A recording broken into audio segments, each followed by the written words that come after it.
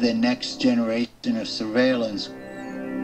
For the first time, we actually have permission from the government to show the basic capabilities. It is important for the public to know that some of these capabilities exist. Engineer Yanis Antoniadis designed the new sensor, known as ARGUS. With 1.8 billion pixels, it's the world's highest resolution camera. ARGUS fits inside this pod that attaches to the belly of a UAV. But because much of the work is classified, we can't see the sensor itself. Because we are not allowed to expose some of the pieces that make up the sensors, so you get to look at pretty plastic curtains. Also known as wide area persistent stare, ARGUS is the equivalent of having up to 100 predators look at an area the size of a medium-sized city at once.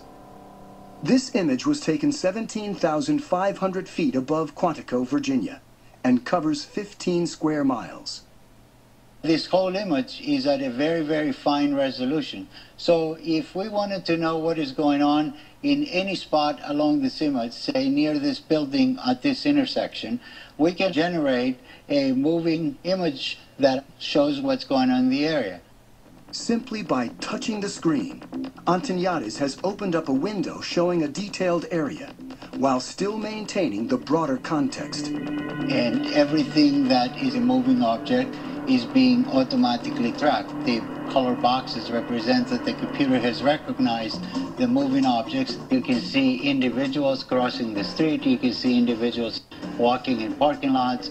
There's actually enough resolution to be able to see the people waving their arms or walking around, what kind of clothes they wear. And you could pick the location of where you produce these images anywhere in the entire field of view. Antoniadis can open up to 65 windows at once and can see objects as small as 6 inches on the ground. From even 17,500 feet, the white thing that you see flying around is a bird. ARGUS streams live to the ground and also stores everything, 1 million terabytes of video a day, which is the equivalent of 5,000 hours of high-definition footage. So you can go back and say, I would like to see what happened at this particular location 3 days, 2 hours, 4 minutes ago, and it would actually show you exactly what happened as if you were watching it live. To create the world's highest definition camera, Antoniadis needed to design a new imaging chip. But DARPA, the project's funder, wanted to move fast and keep costs down. So he borrowed technology that most people have in their pockets. Inside this cell phone, we find a tiny little camera. So if you were to take off the majority of it, you'd be left with an imaging chip. If you were to take 368 of these and make a big mosaic out of them and start shooting images, now you have ARGUS.